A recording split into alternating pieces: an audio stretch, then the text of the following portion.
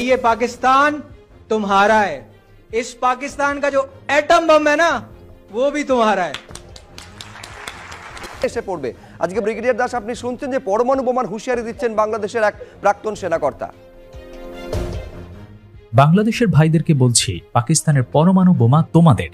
কেউ যদি তোমাদের দিকে চোখ তুলে তাকায়, ওই চোখ উপড়ে নেওয়া হবে, হাত তুললে হাত ভেঙে দেয়া হবে। আজ আমরা আমাদের বাঙালি ভাইদেরকে জবাব দিচ্ছি, কারো যদি সাহস থাকে তাহলে চোখ উঠিয়ে দেখো। কথাগুলো বলছিলেন মোহাম্মদ কামরান শাহেদ ওসমানী, যিনি পাকিস্তানের ইয়ুথ PML এর প্রেসিডেন্ট। দীর্ঘদিন যাবৎ তিনি ইয়ুথ রাজনীতির সাথে জড়িত আছেন। পাকিস্তানের তরুণ সমাজের মধ্যে তিনি খুবই জনপ্রিয়, যার একটি বক্তব্যই নাড়িয়ে দিয়েছে পুরো ভারতকে। এখন তাকে নিয়ে প্রতিনিয়ত চর্চা হচ্ছে ভারতীয় গণমাধ্যমগুলোতে। आए जुर्रत करे कोई आंख उठाकर बांग्लादेश की तरफ देखने की, उसकी आंखें निकाल देंगे। आए कोई हाथ उठाए और बांग्लादेश की तरफ हाथ उठाने की कोशिश करे, उसका बाजू तोड़ देंगे हम इंशाल्लाह अल्लाह के फजलो करम से। বাংলাদেশ এবং পাকিস্তানের মধ্যে ফ্রেন্ডশিপ নিয়ে দীর্ঘদিন ধরে কাজ করে যাচ্ছে মোহাম্মদ কামরান শাহেদ বিন ওসমানী। যদিও তার বক্তব্যটা পুরনো ছিল, তারপরেও চলমান অস্থিরতায় ওই ভিডিওটি আবারও সামনে চলে আসে এবং তিনি তার ফেসবুক ওয়ালে সেই ভিডিওটি শেয়ারও করেছেন। তার মানে তিনি জানান দেন পুরনো বক্তব্যে তিনি এখনো অনড়।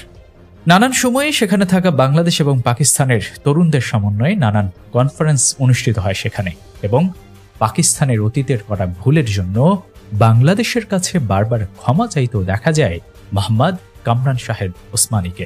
বাংলাদেশ বাংলাদেশ। তিনি তার বক্তব্যে বলেন, পাকিস্তানের সাথে বাংলাদেশের বন্ধুত্ব মানে এই নয় আমরা পাকিস্তানকে বাংলাদেশের সাথে সংযুক্ত করতে চাইছি, আমরা চাইছি আপনাদের ভাইদেরকে সম্মান দিতে। ৭১-এর সময় যে সম্মান থেকে তারা বঞ্চিত ছিল। তিনি বলেন, বাংলাদেশকে বলতে চাই, পাকিস্তানের এখনকার তরুণ সমাজ তোমাদেরকে অনেক ভালোবাসে।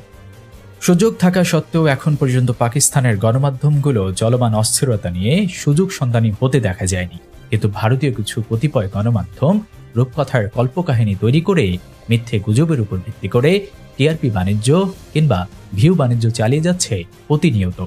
কিন্তু বাংলাদেশের মানুষ তাদের গুজব এবং অপতথ্যে ভীতু নয়, তা প্রমাণ দিয়েছে বারবার। চট্টগ্রাম যদি ভারতের অংশ হয়ে যায় তাহলে এই যে একটা ন্যাশনাল গণমাধ্যম যখন বাংলাদেশের একাংশ দখল করলে তাদের কি কি সুবিধে হতে পারে তা নিয়ে আলোচনা হয়, তখন বাংলাদেশ থেকে দেয়া হয় পাল্টা হুমকি।